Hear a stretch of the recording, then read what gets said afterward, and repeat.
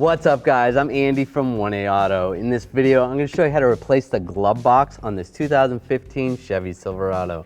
If you need parts for your vehicle, click the link in the description and head over to 1aauto.com. Open this glove box.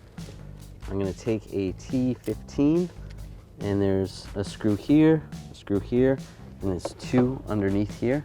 One there, and then also one there. Take all four of those out. I'll use the T15 extension and a ratchet. Take that last screw out. With all four of those screws out, we're going to open this upper glove box, grab right here and underneath, and pull it straight back.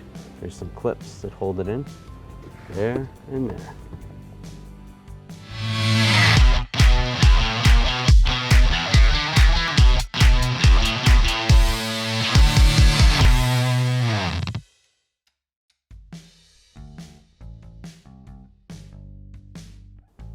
Take the glove box with it closed, just line it up. There is some alignment pins right up top.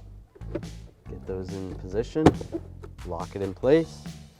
You can open this up. Now we'll get these two screws started up top, and then I'll get the two bottom screws started as well.